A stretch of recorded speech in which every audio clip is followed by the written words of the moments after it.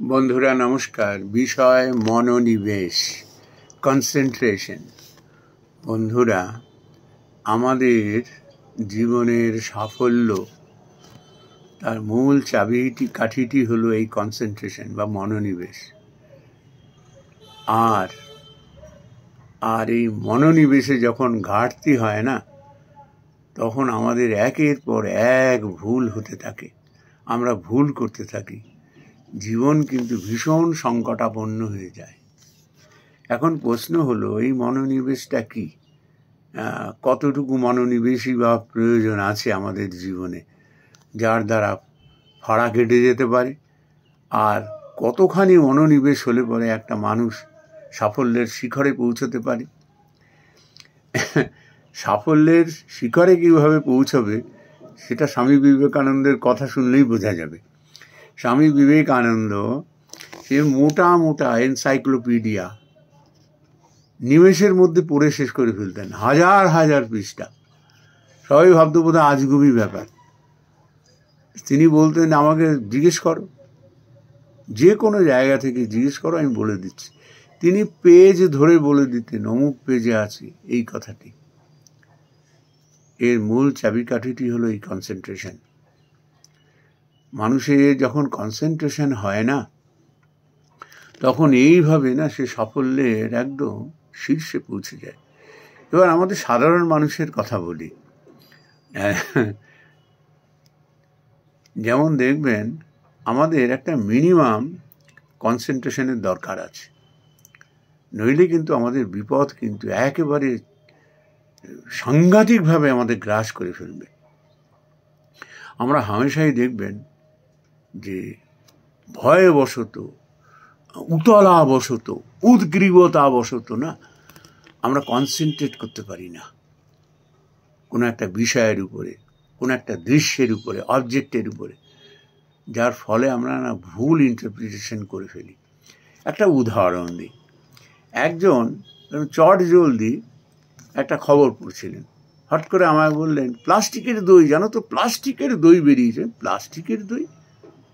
সেটা আবার কি? কোথায় দেখি লেখা রয়েছে প্লাস্টিকে দই, অর্থাৎ প্লাস্টিকের মধ্যেও আজকাল দই দেওয়া হচ্ছে, এবং তার কি প্রতিক্রিয়া হতে পারে সেই ব্যাপারে লেখা। তাই বললাম, ওটা কী লেখা আছে তুমি ভালো করে তো পড়োনি। তো এইভাবে না আমরা বিভিন্নভাবে ওই মনোসংযোগ করতে পারি না বলে ভুলভাল পড়ি। কোনো একটা লোক হয়তো কিছু একটা বলছে, আমরা ভুলভাল শুনে ফেলি আমরা, because of this non concentration. মনোযোগ দিতে পারি না। আর এর পেছনে থাকি কি জানেন?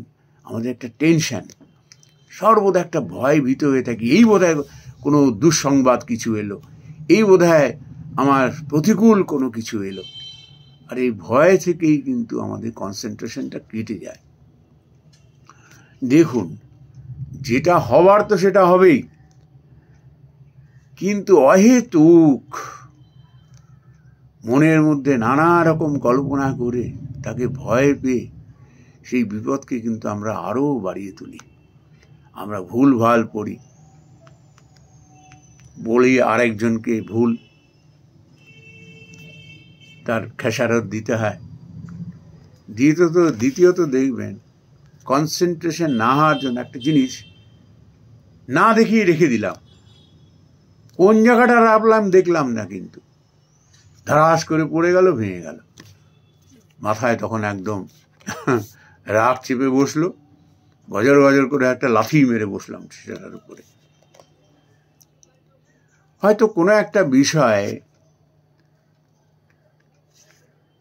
হয়তো আমার জানার দরকার আছে, কত তাড়াতাড়ি জানবো, কত তাড়াতাড়ি সেটাকে নেব, এই করতে গিয়ে প্রথমত যেখানে 2 মিনিট কনসেন্ট্রেশন করতে পারলে 2 মিনিটে জিনিসটা বোঝা যেত, সেখানে তখন দেখা গেল ঘন্টাখানিক সময় চলে যায়, সেও তবুও বুঝতে পারে না।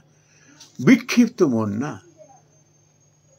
যেমন একটা পাত্রের মধ্যে যখন জল রেখে নিজের প্রতিবিম্ব দেখি, জলটা স্থির থাকে, প্রতিবিম্বটা পরিষ্কার হয়ে ওঠে, নিজেকে চিনতে পারি। কিন্তু সেখানে যদি আলোড়ন সৃষ্টি করে দিই জলের মধ্যে, প্রতিবিম্ব আর দেখা যায় না। তা আমরা কি করি, ওই ভয়ে পেয়ে মনের মধ্যে নানা রকম জিনিস কল্পনা করে না মনটাকে আমরা বিক্ষিপ্ত করে ফেলি, আমরা কোনো জিনিসে কনসেন্ট্রেট করতে পারি না।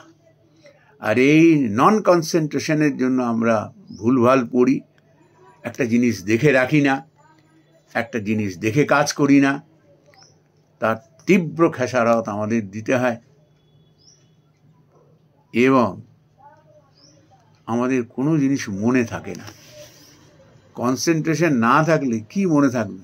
যেটা বললাম সেটা ওই তখনকার মতো তার মাথা থেকে উড়ে গেল। দেখবেন না, অন্য মনস্ক হয়ে কোনো একটা জিনিস কোথাও আপনি রাখুন, পরে দেখবেন খুঁজে হয়রান হয়ে যাচ্ছেন, সে হাতের কাছে রয়েছে তবু তাকে পাচ্ছেন না। কাঁধে গামছা রয়েছে, গামছা করে বাড়ি তোলপাড় করলেন, 5 জনকে গালাগালি দিয়ে ফেললেন যে ঠিক মতো জিনিস রাখে না, এখানে রাখে ওখানে রাখে, নিজের কাঁধেই গামছাটা ঝুলছে।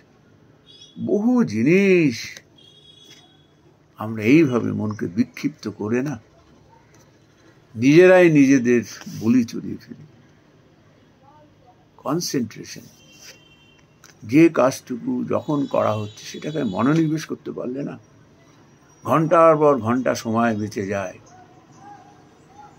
নিজের অহেতুক ভয় ভীতি দূর হয়ে যায়, নিজের মধ্যে যে ট্যালেন্ট রয়েছে সেটাকে উত্তরোত্তর বৃদ্ধি করা যায়, ধার লাগানো যায়, তাকে তীক্ষ্ণ করা যায়। মানুষের সাফল্যের চাবিকাঠি হলো এই কনসেন্ট্রেশন বা মনোনিবেশ। নমস্কার বন্ধুরা।